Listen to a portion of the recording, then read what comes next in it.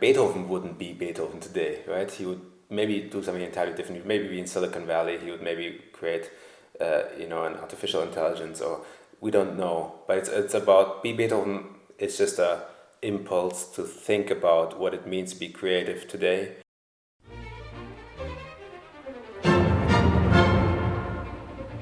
The future of music. How is music and innovation going to work together?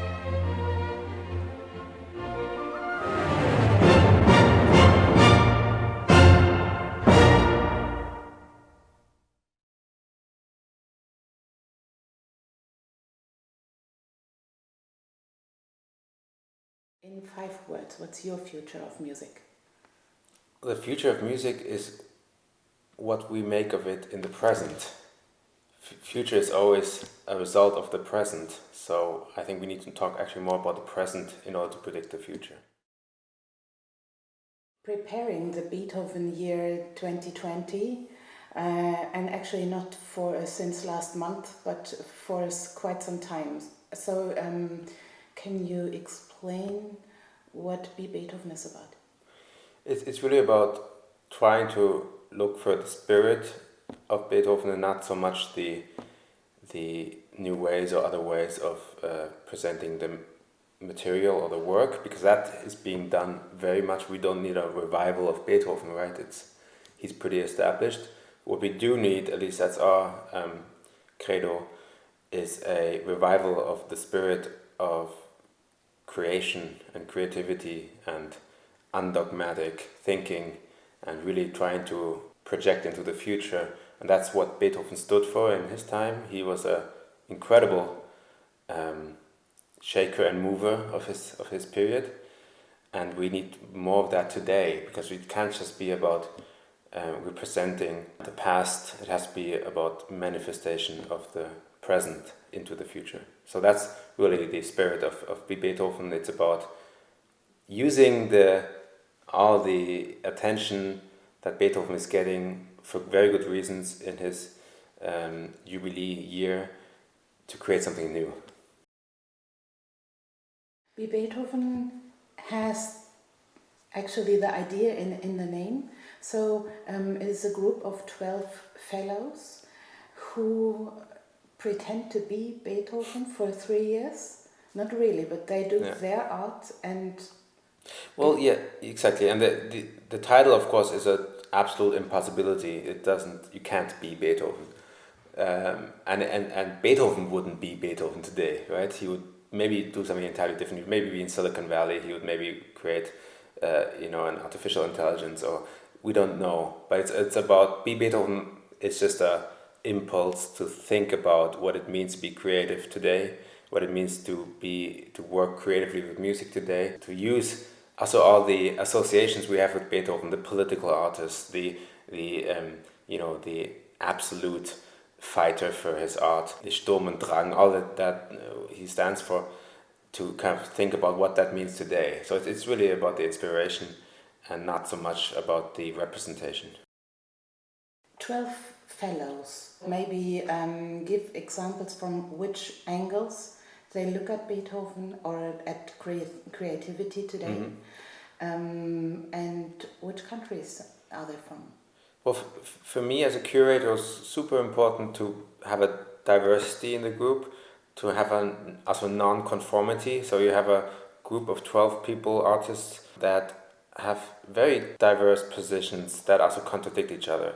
And that's really this inner tension I was also looking for. So for example, we have a composer like Alexander Schubert, who is, he comes from a very different angle to music making. He was an IT person, a computer person. He worked on artificial intelligence and then merged into music, and his work is extremely multimedia. It's incredibly synesthetic. So he's really using everything, all the aesthetics of also video games and the overwhelming aesthetics of multimedia to create music, and it's a music first idea he's developing, but it's extremely synesthetic. That's one example. We have, but then on the very other spectrum of it all, somebody like Yuri DeMarco, who is a classically trained hornist, horn player, French horn player, and he invented an orchestra that has a very different approach to playing classical symphonies. They improvise, they have choreographies in the space, they play without conductor, without sheet music. It's a very free form of interpreting classical symphonies. And we have also somebody like Elise Erkelens, who is taking care of something which is incredibly important, particularly if you think about Beethoven, which is kind of the colonial product, as it were, of classical music sent around the world, and the world is sort of being colonized by Beethoven in some ways. And we're in this, as one of the 12 fellows, Elisa is trying to bring things back. So look into the world, see what's happening in other musical cultures, in art music, super fascinating things from South African electronic music to Malaysian art music. There's so much incredible music out there that she's bringing back and integrating into concert formats for our classical music world. So that's another aspect of it, to kind of broaden the scope of possibility that we actually have in today's music world. And that's just 3 of 12 very diverse and different aspects of music making. And for me, it was really just the idea to think about what are the most pressing issues today, from composing to interpreting to curating, also to technology, and to find people that represent ways of doing that. I mean, they're representing it, right? Everybody there has a whole movement of people behind them working in similar directions. The music we are talking about is not only today's music, but it's also yesterday's music, but through today's eyes. Right. For example, I experienced this amazing La Bohème for only 2 musicians, but so true and so pure. Right. So thinking about other people's work who can't complain anymore. Exactly. Is that a sacrilege, or is that what Beethoven did as well? Well, absolutely. It's first of all, music is always today's music. Like, there's no yesterday's music. It doesn't exist, actually. If we play music, it's today, right? It's no way to play music yesterday. So the phenomenological truth about being a musician is that it is today, and it's something we easily forget because we play music that is written in the past, possibly. And our approach is always that it's a contemporaneous experience. It's something that's happening now. And this is a great example. Matthias Halvorsen, also one of the fellows, he works extensively on creating new ways of interpreting and approaching classical repertoire.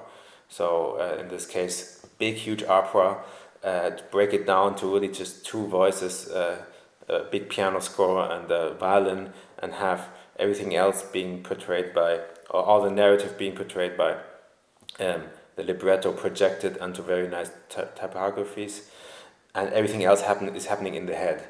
And that kind of head cinema, as it were, is extremely rich and colorful, and that's something that's really hard to recreate on stage, right? Everything, like the ultimate augmented or virtual reality is in our head, and they're often very simple ways. One doesn't have to do really crazy stuff to sometimes create amazing effects, also with classical music. And he's one of the people, I think, who are at the forefront of really being creative with classical music, because classical music is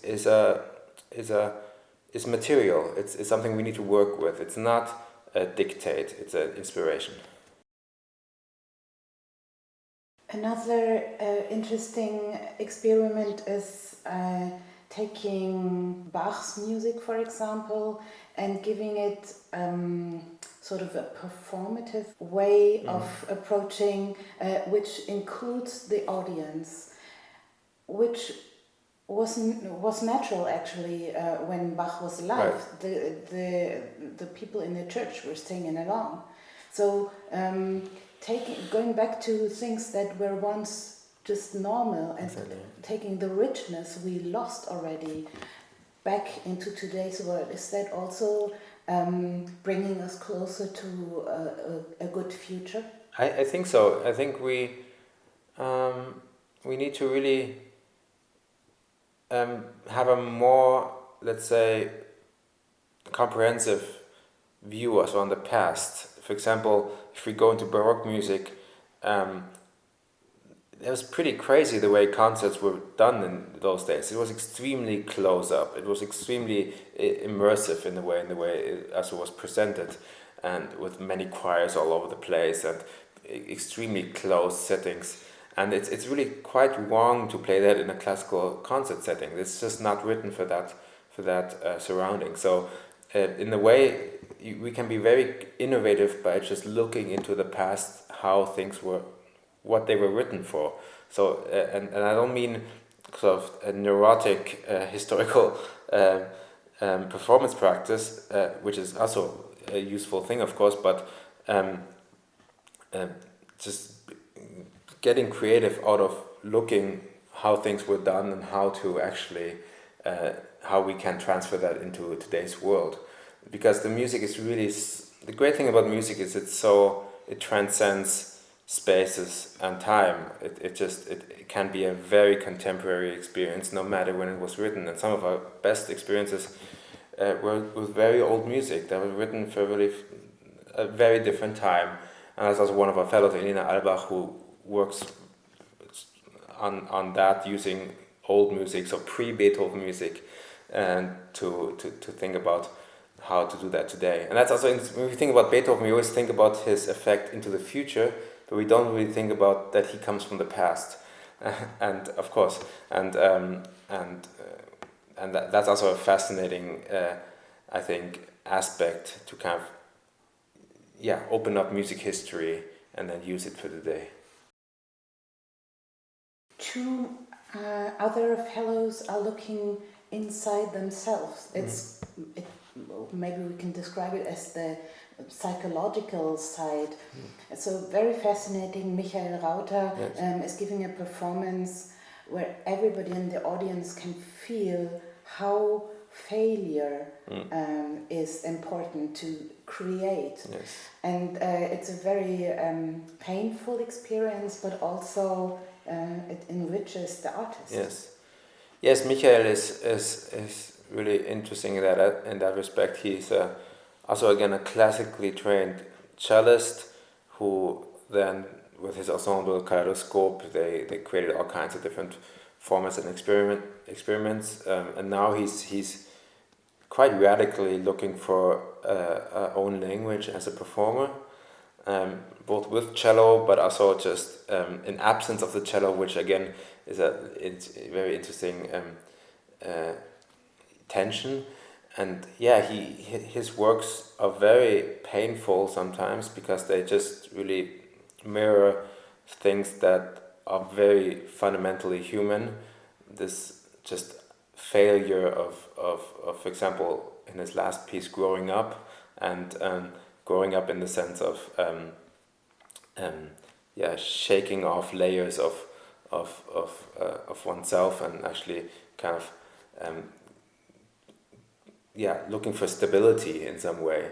And this failure of finding stability is just something that is very hard to witness on stage, but very powerful. And that's what music is not just about creating a pleasant experience and pleasant, nice entertainment. It can be that, and it can be very good at that, but it also can be extremely powerful, at least as much as theater, who have been doing that much more in the last 30, 40, 50 years. It can be very powerful at really disturbing you. And this disturbance is also something that Beethoven did in his time very strongly, and I think we need to look for it today. We have another example that is actually reaching out to the audience at the Tonhalle Zürich. So what does an audience experience that is not only a listener? So there's so many aspects to a concert that are beyond just listening. A concert is always a social experience, it's a social aesthetic experience. It interacts with the space, it interacts with the physicality. So these are all things we can and should design, as it were. And this idea of concert design is actually quite fascinating because it thinks about the concert as a experience space, and all the aspects, everything we can think of that affects the experience is a design choice. And it actually is in the fundamental sense of the word. It's form follows function. So it makes a difference how the light is. It makes a difference how the seating is. It makes a difference where the musicians are. It makes a huge difference what happens between music, for example. All these things are really, really powerfully influencing the experience of the audience. And for example, Inigo Miranda, one of our fellows, is doing fascinating work with Tonhalle Zürich, who is a very classical body of performers. They work hard on creating these really immersive concert settings as an orchestra, where the audience is sitting amongst the musicians, where everything is possible. It's suddenly a group of musicians playing from the back. Suddenly some singer is walking through the audience. So this kind of space of musical possibilities, that's what a concert really should be doing, I think. You're taking Beethoven all over the place, and that's quite fascinating because it is like, as an audience, wherever you are in the world, you are reached by Beethoven, and not only via YouTube or something, but personally, because you're taking concerts wherever you go. That must be very stressful, and at the same time it's absolutely necessary. Extremely stressful, because we also as an organization have to take care of a huge amount of events and showcases and presentations and everything. But I think it's super important because, and this has been an ambition of the program from the very beginning.